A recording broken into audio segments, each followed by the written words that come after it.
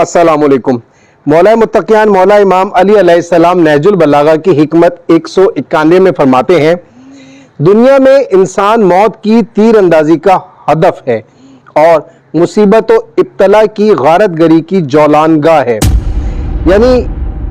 इंसान तीर अंदाजी का हदफ यानी टारगेट है, इंसान टारगेट है और मौत जो है एक तीर की तरह से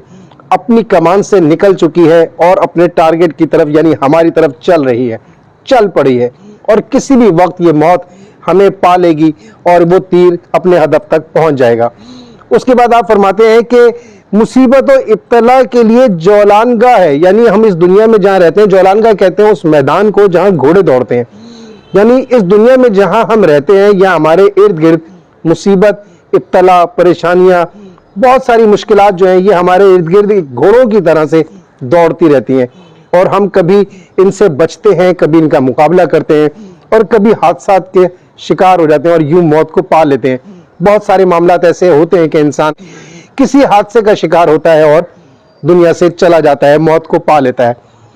फिर आप फरमाते हैं, जहां हर घूंट के साथ अच्छू और हर लुकमे में गुलूगीर फंदा है, यानी हम कभी कुछ ऐसा पी लेते हैं जिससे हमारी सेहत खराब हो जाती है,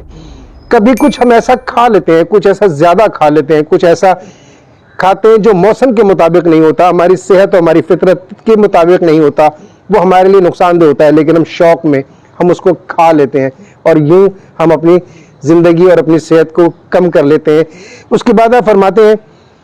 कि जहां बंदा एक नेमत उस वक्त तक नहीं पाता जब तक दूसरी नेमत जुदा ना हो जाए। यानी अगर हम बहुत सारी नेमतें जमा कर भी लें, बहुत सारी ग़िज़ाएं, बहुत सारे फल, हम ऐसे कोई ऐसे खाने की जो बहुत शौकीन है वो सब खाने जमा कर भी लें, तो बैक वक्त हम सबको खा नहीं सकते कि जब तक वो पहले जो खाया था उससे जुदा ना कर दें,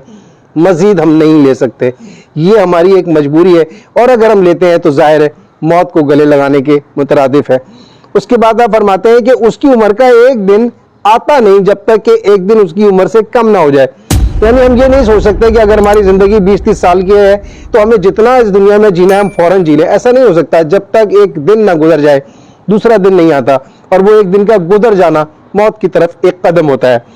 फिर आपने फरमाया कि हम मौत के मददगार हैं और हमारी जानें हलाकत की जद पर हैं,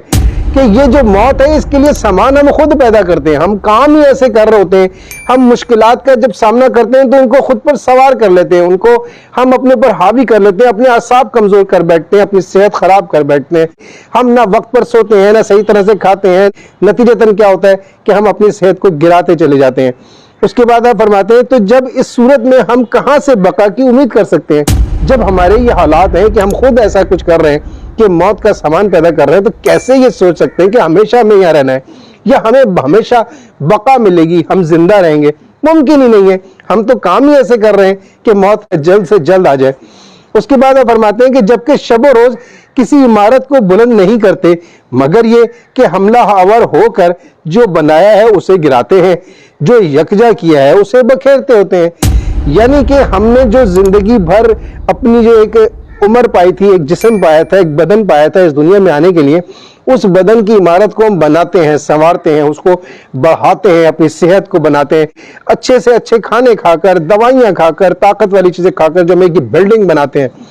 इसी बिल्डिंग को हम इस तरीके से जो हम मौत के लिए सामान जमा कर रहे होते हैं, ये बिल्कुल ऐसे ही है जैसे एक इमारत बनाई थी और फिर उसको हमने खुद ही ढेर कर दिया। यानी हम जो कुछ करते चले जाते हैं, हम अपनी मौत का सामान खुद पैदा करते हैं।